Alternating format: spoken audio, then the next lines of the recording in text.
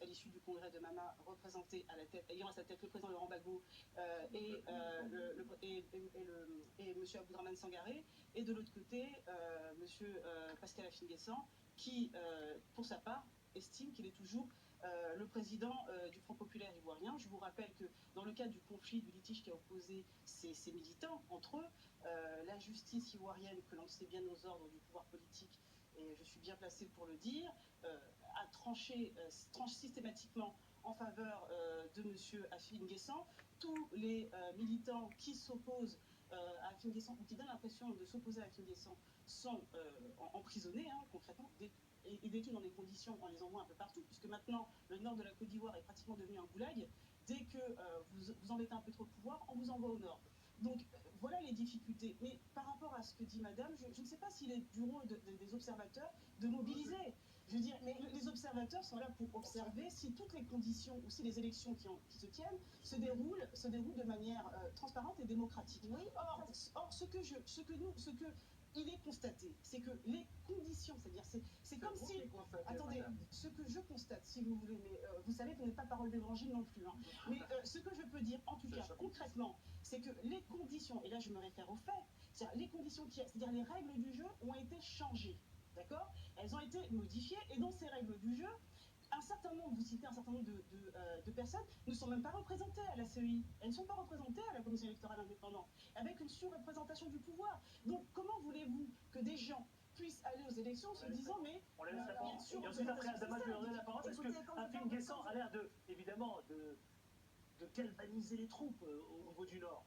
Quand je parle de l'unité, ce que je veux dire, c'est qu'on essaye de faire en sorte que ce scrutin puisse être vraiment démocratique. Et qui dit démocratie dit mobilisation forte de la population ivoirienne, que ce soit en... Si je vous parle des intérêts, que ce soit en les Ivoiriens sont désintéressés.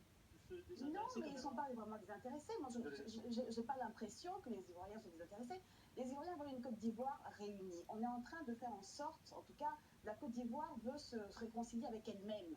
Et donc, les Ivoiriens ont conscience de ça. Et pour pouvoir se réconcilier avec soi-même, avec elle-même, elle doit absolument aller voter. Donc, le but, effectivement, d'un observateur, oui, c'est de veiller à la bonne disponibilité et la régularité des élections, mais c'est aussi faire en sorte que il y a un mouvement populaire important pour aller aux urnes. Quand elle dit qu'il y a tout à l'heure les élections avec des opposants, c'est compliqué. Non, les dés ne sont pas pipés. Il faut arrêter de sombrer dans un fatalisme qui n'a pas de dette.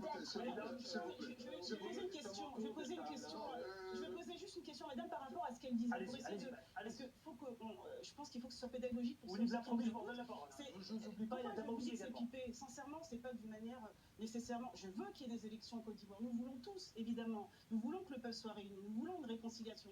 Mais est-ce que vous, si vous vous disputez avec votre voisine et que vous voyez que vous allez vous plaindre au tribunal et que vous voyez que c'est le cousin de la voisine qui siège, que le procureur est le frère de la voisine, vous allez croire au système judiciaire? Bien sûr que non.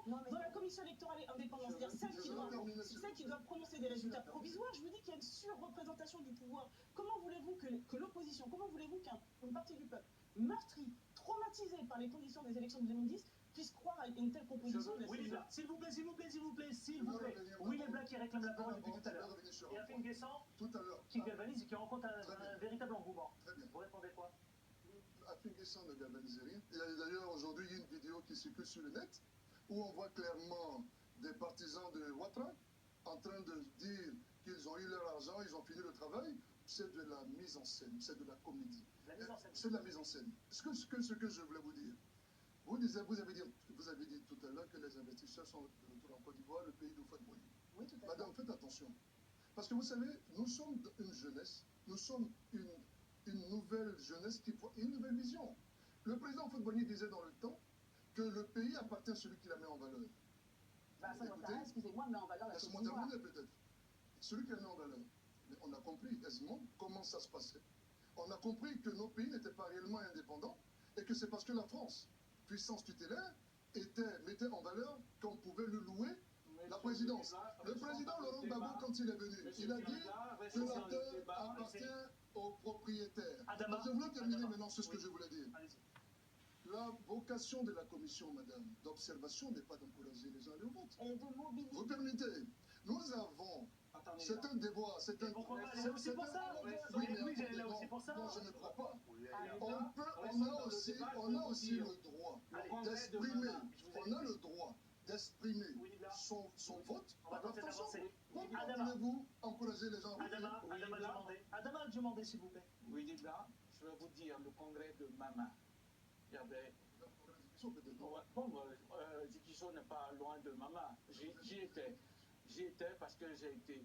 Il y a un car qui est venu de Zikiso pour aller à Mama. Il n'y avait pas une centaine de personnes. Si vous êtes démocrate, vous devez reconnaître Afin Guessan. Afin Guessan qui a été le premier ministre de Laurent Gbagbo et son meilleur collaborateur, qui est en face d'Alassane Ouattara aujourd'hui. Si vous êtes vraiment démocrate, si vous n'êtes pas un hooligan qui va... Un hooligan, je vais dire, bon, je ne suis pas anglais, bon, peut-être la prononciation est mauvaise, je ne m'arrête pas à ça. Je veux dire que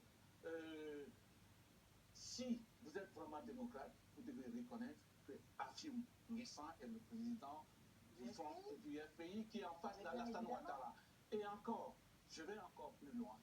Si vous êtes jeune, si vous voulez l'évolution du continent africain, pourquoi vous prenez la posture de quelqu'un qui veut que la Côte d'Ivoire retombe dans la guerre que Gbagbo lui a imposée?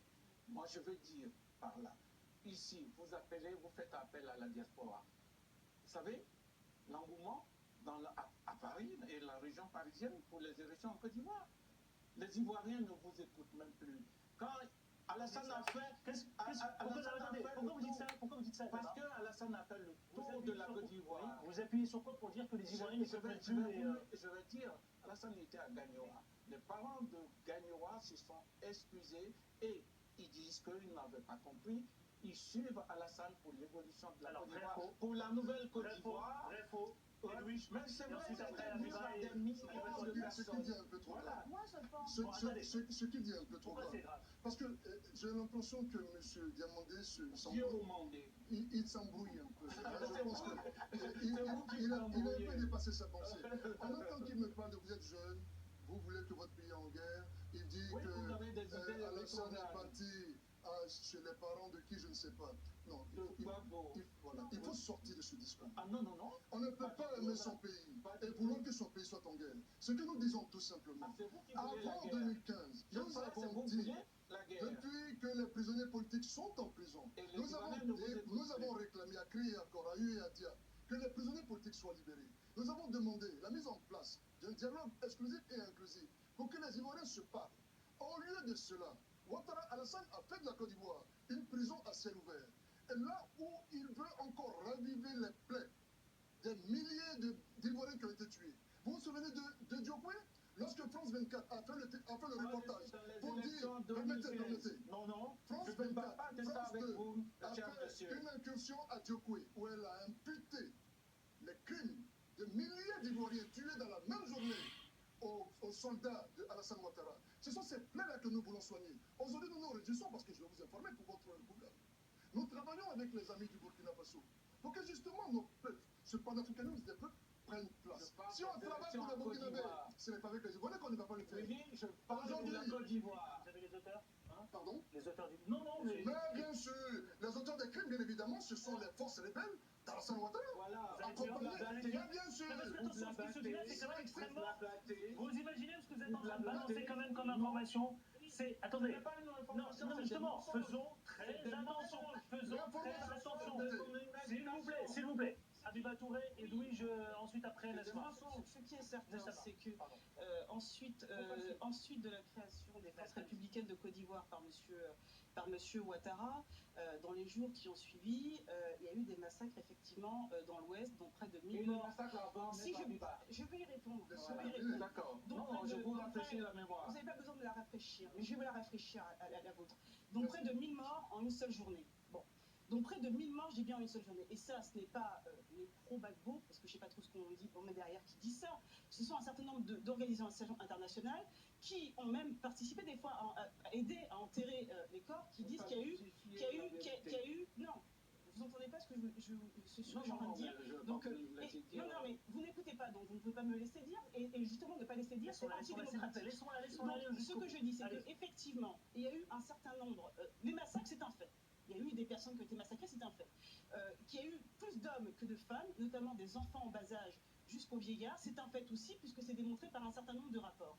Maintenant, ce qui est dit, c'est qu'on entend les victimes, que j'ai entendu, les survivants, dont un certain nombre j'ai pu entendre. Quand vous entendez les rapports de LG, qui est montré du doigt? Ce sont les forces de M. Ouattara, ou considérées comme pro-Ouattara, qui sont suspectées d'avoir commis ce massacre. Et puis si j'en crois, très dernièrement, il y a même eu des inculpations qui sont intervenues de proches de M. Ouattara. Donc c'est que concrètement, et on ne va pas dire que tout cela n'existe pas, sinon on sommes dans le négationnisme.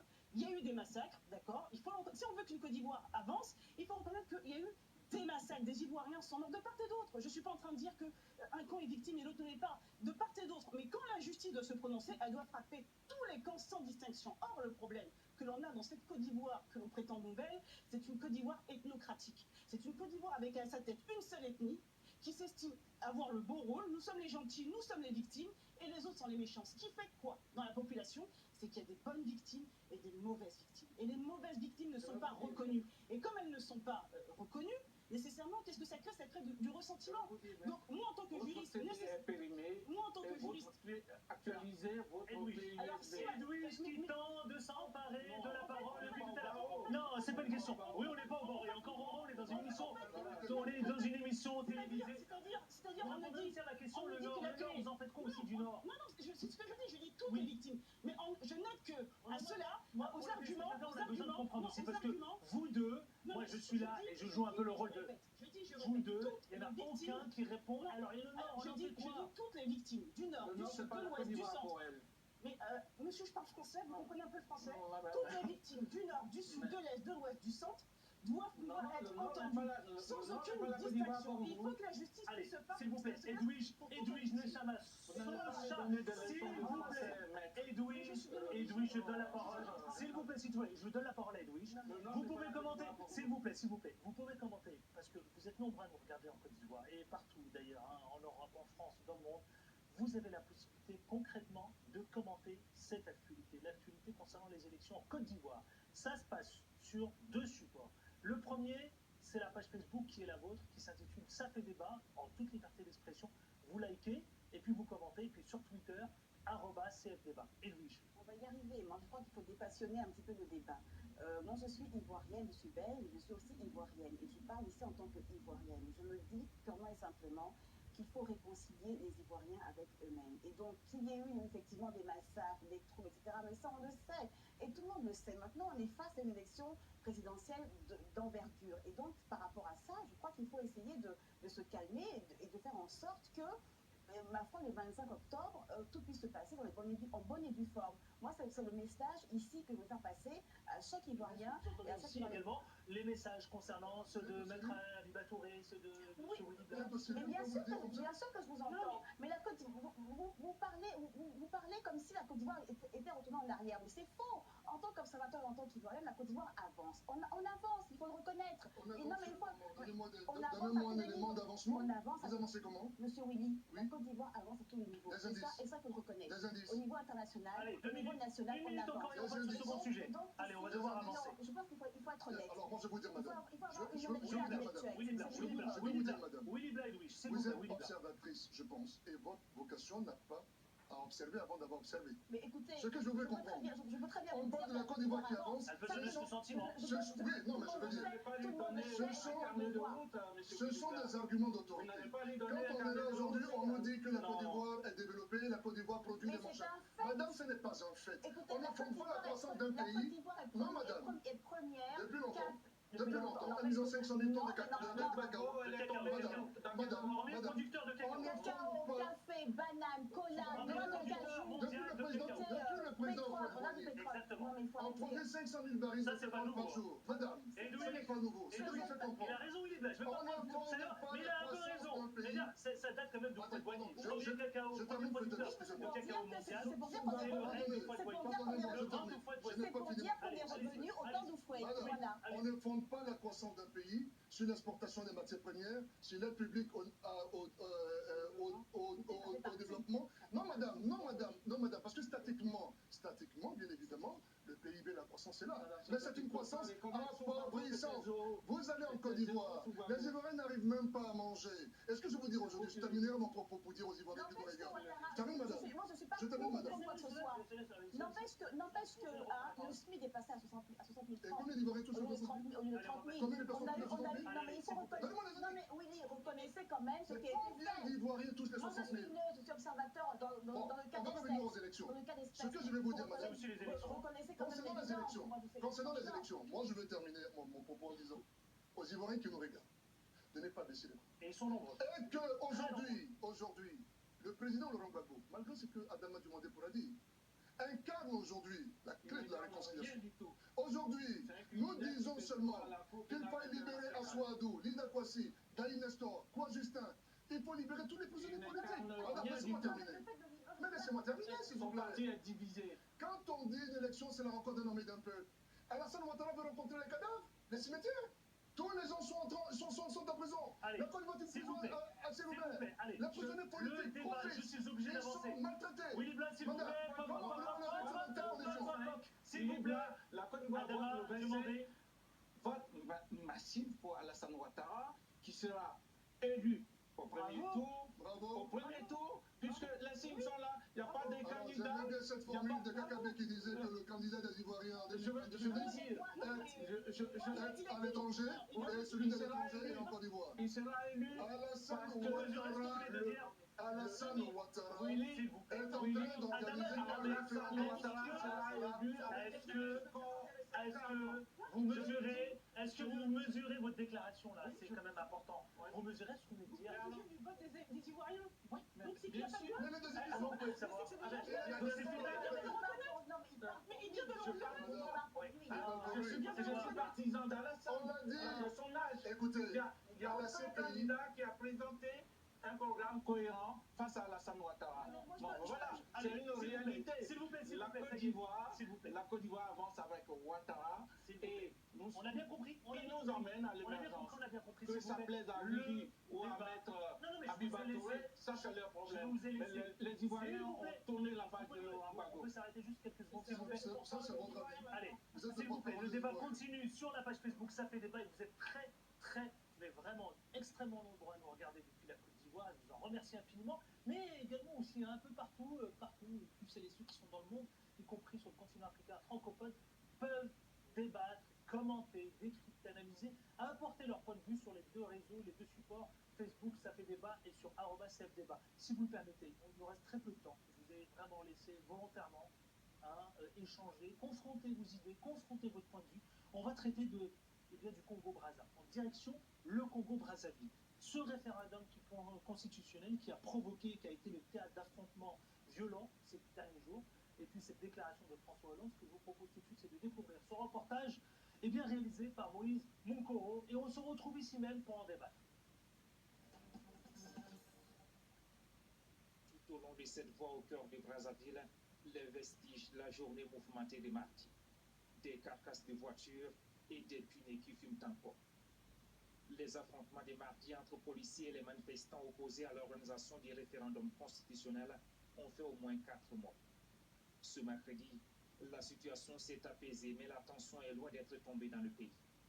L'opposition assure vouloir désormais la chute du pouvoir par une révolte pacifique, dit-elle. Le mot d'ordre de l'opposition congolaise aujourd'hui contre le référendum est maintenu et que le peuple exécutera la désobéissance civile jusqu'à la victoire finale.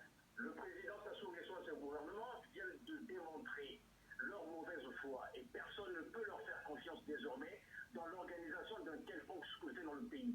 Le système Sassou Nguesso est fini, il doit partir et le peuple est ainsi déterminé. À 4 jours du référendum du dimanche au cœur de la crise, va-t-on vers un mouvement insurrectionnel populaire au Congo?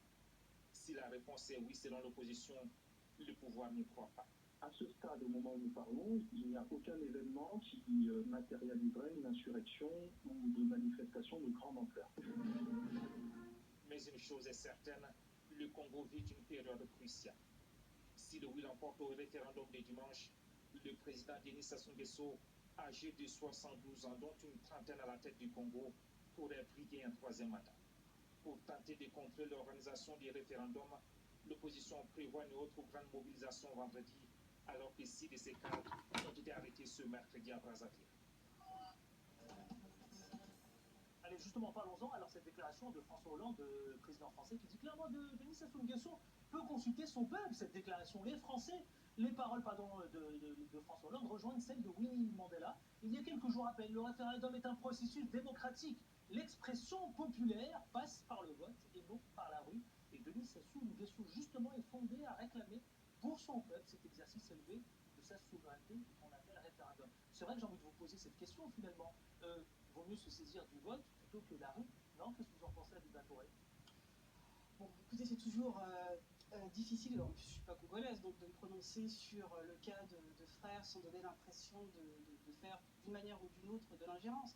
Maintenant, ce qui est certain, c'est qu'un changement constitutionnel, et en plus quand on voit les termes, les dispositions de la nouvelle constitution, donc la barrière de la limite d'âge saute, etc., crée nécessairement des inquiétudes. On le voit bien. Quand même.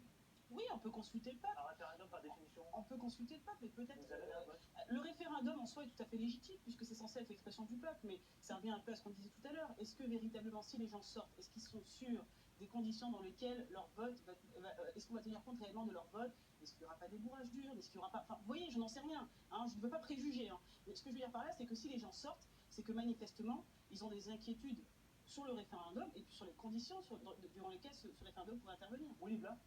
2 ans de pouvoir, c'est trop. Aujourd'hui, il faut observer une minute de silence pour ce peuple congolais qui est tombé. Trop. En même temps, ça c'est vous qui le dites, Non, mais regardez, il y a une démocratie qui s'installe là. Non, et 32 ans de pouvoir, c'est tout. Et je pense qu'il appartient un peu à la classe, à la même race des gens comme Alassane Ouattara. Il faut respecter la Constitution. Là, le peuple est dans la rue, pourquoi? Parce que c'est Congo qui disait que ce n'est pas parce qu'on organise une élection qu'on la perd, de façon un peu ironique. Et le peuple congolais, qui est un peu rompu à la chose de son président, sait que son vote sera instrumentalisé contre lui. D'où cette opposition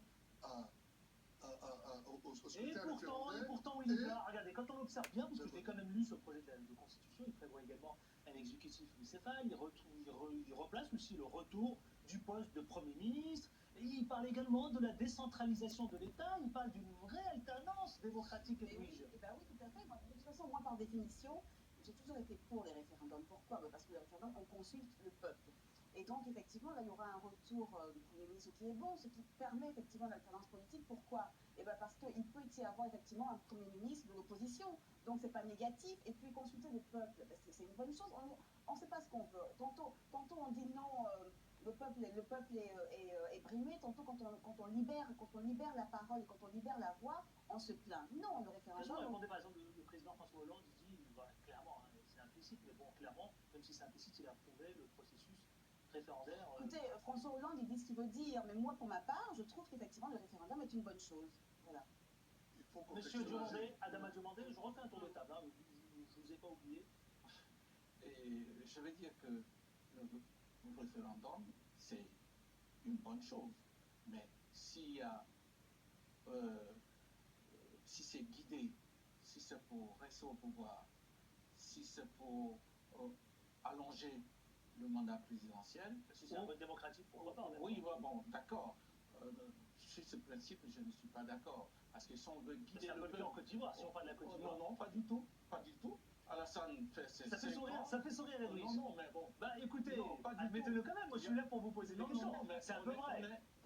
On est sur le Si on est sur le processus démocratique. Oui, bien sûr. Je vais dire que.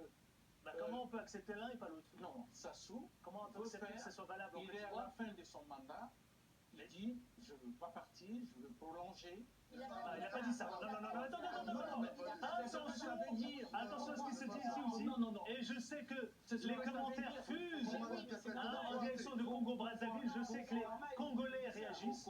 Et je les en remercie. Il n'a jamais dit, mais c'est l'intention qui compte. Non, il n'y a aucune. Non, je vous arrête tout de suite. Aucune intention de ce. D'accord.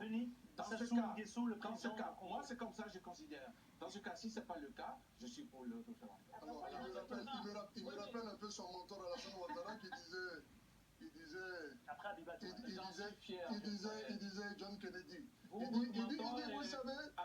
dit, vous savez, j'ai un rêve pour mon pays, I have a dream, comme disait. Portez cette croix-là, ça vous marque. Alors, il m'a jamais dit ça. Ce que je veux vous dire, monsieur, Ouattara Alassane, il n'est même pas éligible. Ça, la c'est Constitution. votre problème. Et il a créé un néologisme juridique Restons sur qu'on Brazzaville. appelle candidat dérivé. Restons C'est pourquoi je vous ai dit, ils sont de la même espèce. Nous disons que 32 ans c'est trop. Aujourd'hui, le peuple congolais doit prendre ses responsabilités. Si vous voulez. Vient le vote. Abiba Touré. Oui, non, je vais réagir. Bon, je constate que c'est toujours la même chose que je me suis demandé. Il affirme de manière complètement péremptoire des choses et puis c'est censé être des vérités absolues. Bon, voilà. Monsieur le président Sassou Nguesso, je ne sais pas, je ne connais pas ses intentions. Il est resté 32 ans au pouvoir et j'ai envie de dire, et alors? Franchement, ce n'est pas ce qui me gêne en soi. D'accord? Non, non. Vous pouvez juste me laisser terminer. C'est pas ce qui me gêne. Je dirais et alors. Je dirais et alors parce que ce n'est pas ce qui me gêne en soi. Ce n'est pas aux Ivoiriens, aux Camerounais ou autres de décider à la place des Congolais. Laissons les Congolais se prononcer sur ce point-là. S'ils décident qu'il reste 40 ans et qu'il a l'énergie et que la Constitution lui permet, pourquoi pas. Voilà. Donc en ce sens, ça ne me choque pas. D'ailleurs, mais ce qu'il fait, c'est systématiquement de l'ingérence, c'est-à-dire faut que d'autres viennent s'ingérer dans l'histoire de la Côte d'Ivoire, il faut que d'autres viennent s'ingérer dans l'histoire du Congo. C'est au peuple congolais de se prononcer. Maintenant, ce qui concerne les événements, moi de ce que je lançais, non, c'est manifestement vous avez des difficultés à comprendre, de compréhension, mais c'est pas grave. Mais ce que je dis, c'est que maintenant, par rapport à cette modification constitutionnelle qui est proposée par le biais de ce référendum, il ne revient à personne de venir dire, et encore moins à des Ivoiriens ou autres, de dire il est resté trop longtemps au pouvoir. Non. Il ne nous revient même pas de dire on est pour ou contre cette constitution ou ce projet de constitution. Alors l'expression... C'est aux Congolais de se prononcer. Maintenant, l'expression populaire doit pouvoir se faire par le vote, mais un vote transparent. Encore une fois, je reviens sur les conditions des élections. Si les conditions sont réunies, pourquoi pas? Nous sommes obligés d'avancer, s'il vous plaît, parce qu'il nous reste très peu de temps et je voudrais absolument qu'on parle du Mali. Vous savez, vous aussi qui nous regardez depuis chez vous, depuis votre lucarne, eh bien, allez commenter de façon très libre et nous donner votre sentiment concernant ce référendum et puis votre expression qui nous est chère également. Allez, direction la visite du président malien, je parle d'Ibeka, à Paris, avec François Hollande, le président français, un sujet de Fatoumata Bakili, et on revient ici même le commenter. Drapeau aux couleurs du Mali, remontée des Champs-Élysées. Pour cette visite de 48 heures à Paris, le président malien a été reçu avec les fastes d'une visite d'État. Accueillis chaleureusement par François Hollande, les deux chefs d'État se sont entretenus à huis clos avant de tenir une conférence de presse commune. Cette visite du président malien est l'occasion pour la France de réaffirmer sa solidarité avec le Mali dans la lutte contre le terrorisme et pour la paix dans le Nord Mali. Ce jeudi, lors de la conférence internationale des pays donateurs pour la relance économique et le développement du Mali, la France devrait annoncer une aide d'environ 300 millions d'euros au Mali. Une partie de cette somme devrait être allouée au Nord Mali, où l'ex-rébellion Touareg et les groupes armés pro-gouvernementaux viennent de signer un accord de paix. À Paris, Ibrahim Boubacar Keïta, accompagné d'une dizaine de ministres, devrait également plaider pour un renforcement de la coopération économique entre les deux pays. Quand on regarde le sujet, une visite extrêmement importante. Hein. Alors, il s'agit quoi? De reconstruction, de relance du Mali, et comment d'ailleurs, et c'est peut-être pour l'occasion pour Paris d'appuyer encore le processus de paix au Mali que vous connaissez tous ici. Un tout tour de table, et puis on passera au top et au flop de la semaine. Edwige. Écoutez, moi je pense 360 millions ont été débloqués. Oui. Oui, et ben moi je pense, oui. Je pense que c'est une bonne chose, cette visite du président malien. Et comment réussir le Mali nouveau, on va dire, et ben ça passe par la paix. Hein, il faut absolument qu'il y ait la paix au Mali. Et quand je parle de paix, je veux dire la paix aussi avec les gens du Nord, parce qu'on ne peut pas faire la paix tout seul. Et donc, la question que vous posez, à savoir reconstruire le Mali et comment, et ben pour moi... Vous avez plus ou moins répondu, vous avez parlé de paix. Ben voilà, pour moi c'est ça, ça passe par ça. Adama Diomandé, oui, pour vous, ça passe par quoi? Ben, ça passe par la paix au nord du Mali et la réconciliation entre les Maliens et que l'administration soit développée dans la région qui réclame. Parce que le Mali est un pays important pour l'Afrique de l'Ouest et nous sommes voisins, nous sommes des frères. Je souhaite bonne chance à Ibeka. Maître Abiba Touré. Oui, effectivement, hein, pour une fois que je serai d'accord avec M. Demandé, et franchement, une fois n'est pas coutume, n'est-ce pas? Effectivement, on ne peut souhaiter que la paix pour nos frères maliens. J'ai envie de dire aussi des institutions suffisamment fortes de manière à ce que le processus normal des choses et puis la paix entre les Maliens puisse intervenir. C'est très important. Effectivement, il ne faut pas qu'il y ait le sentiment d'avoir des citoyens de seconde zone ou cette division nord-sud qui n'est pas à souhaiter. Donc, je suis effectivement de tout cœur avec les Maliens. Et si cette visite peut leur apporter quelque chose, même si je pense que l'avenir du Mali et des autres viennent du pays et de ses enfants, pourquoi pas? Oui, Lula. Bon, c'est une très bonne chose, mais je pense qu'il faut aller au-delà. Aujourd'hui, avec l'expansion de la Russie dans la région un peu en haut, la France est en train de consolider ses intérêts dans son précaré, et c'est ce qu'il faut voir. Mais nous pensons qu'il est de bonne loi que les Français, aujourd'hui, réconsidèrent leurs relations avec nos États.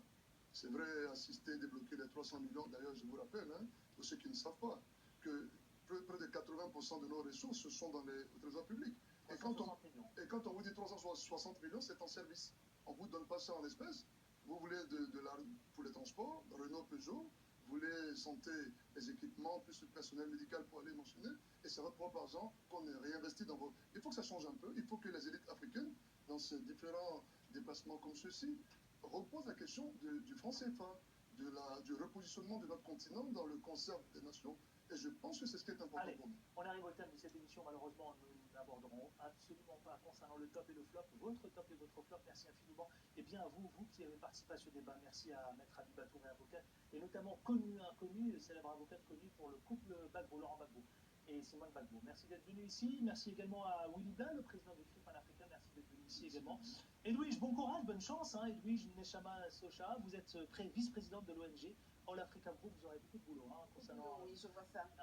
Durant cette... C'est pour la bonne cause, on va dire. C'est pour la bonne cause, absolument, et que les choses se déroulent bien. Voilà, c'est surtout l'essentiel. Et merci également à Adama Diomandé, présidente de l'ADDL, l'Association pour la défense de la démocratie et des libertés. J'invite les Ivoiriens d'aller retirer leur carte et qui peuvent voter le même jour. Alors, j'allais oublier, le dimanche 25, nous organisons un grand rassemblement sur tous les points de vote pour empêcher par les moyens légaux que cette mascarade électorale ait lieu. Et nous invitons massivement les Ivoiriens de la diaspora, nous invitons massivement les Ivoiriens... S'il vous plaît, juste la voix de la sagesse peut-être, s'il vous plaît. Retirer et leur carte. Allez voter, moi ce que je dirais c'est allez voter. Si vous faites cela, je vous promets, vous allez voir ce que vous allez voir.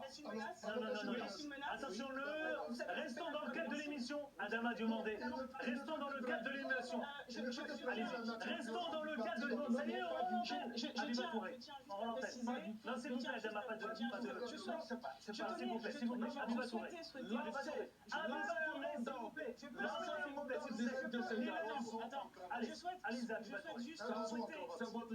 Juste souhaiter une très bonne chance à ma sœur qui va pouvoir faire son travail d'observatrice en Côte d'Ivoire. Je tiens justement à lui préciser qu'il y a près de 19 000 bureaux de vote, plus de 19 000 bureaux de vote en Côte d'Ivoire et qu'il n'y a que 300 observateurs. Allez voter, c'est le mot que je dirais moi. Allez, que les choses se déroulent, s'il vous plaît, que les choses se déroulent bien. Côte d'Ivoire est en bonne marche débat vers la démocratie. Sur votre page Facebook, vous avez cassé la débat, et sur Twitter, vous likez donc, et vous commentez, et sur Twitter, @CFDébat. Merci à toute l'équipe de réalisation, à notre réalisateur Jumat, et à la semaine prochaine avec autant de plaisir. D'ici là, portez-vous bien. Ciao, ciao.